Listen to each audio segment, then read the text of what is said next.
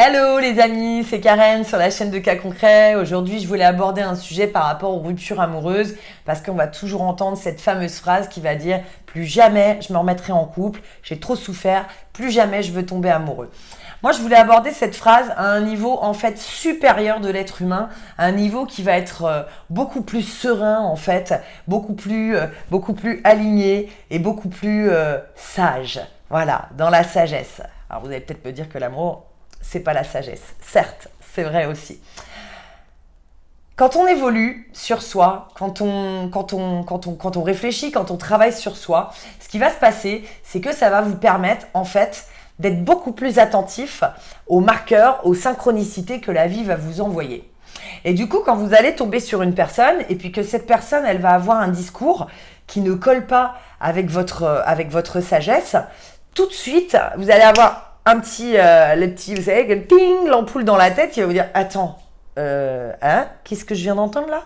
Ah mais ça va pas du tout avec mes valeurs. Donc, par exemple, si vous tombez sur quelqu'un qui vous dit qu'il a fait le pire des coups de crasse à son ex, voilà, genre je sais pas, il lui a retourné son appartement, crevé les pneus de sa voiture ou des choses comme ça. Enfin voilà, vraiment des choses qui ne mènent à rien et qui sont vraiment de la pure vengeance pitoyable.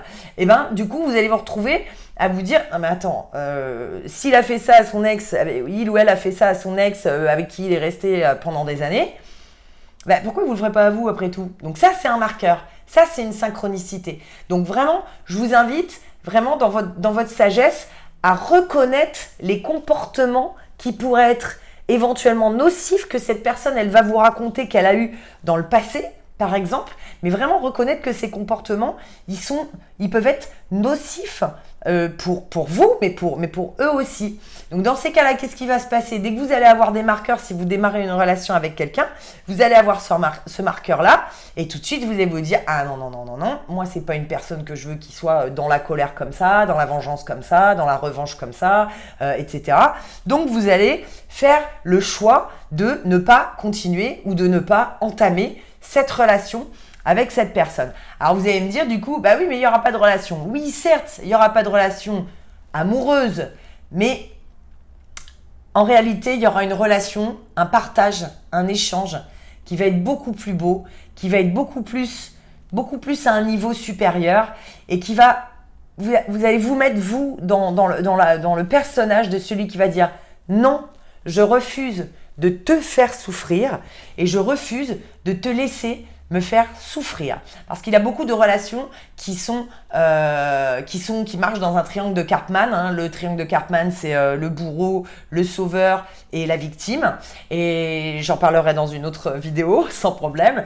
Mais du coup, c'est pas des relations qui sont saines. C'est pas des relations qui vont vous faire du bien. C'est pas des relations qui vont vous aider à vous épanouir. Peut-être que ça sera des relations qui vont vous aider à travailler sur des choses sur lesquelles vous avez à travailler.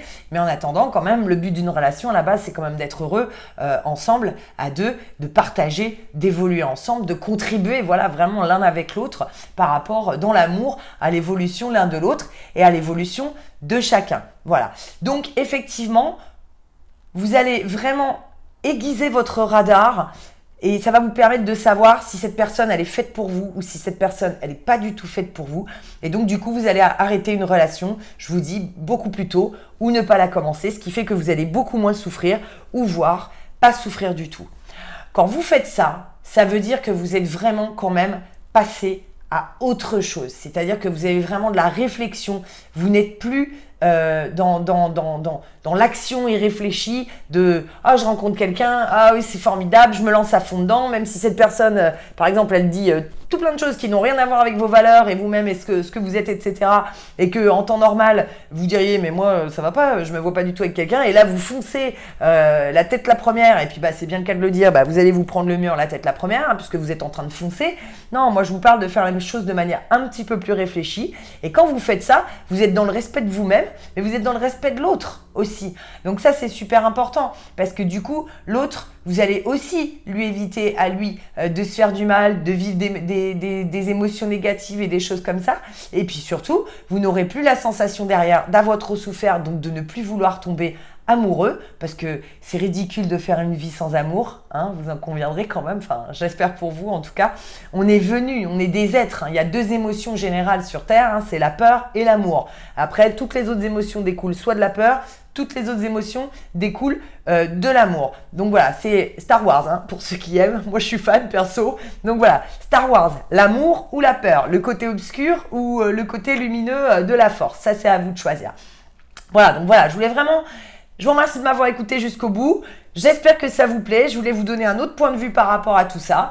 J'espère que j'ai réussi. Dites-moi en commentaire si ça vous est déjà arrivé justement, par exemple, vous voyez, d'être dans une relation et puis un an après, vous repensez à des histoires qui se sont passées dans cette relation et vous vous dites mais c'est pas possible, mais comment j'ai pu vivre ça, comment j'ai pu supporter ça, comment j'ai pu dire telle chose ou faire telle chose ou laisser l'autre me faire telle chose, etc.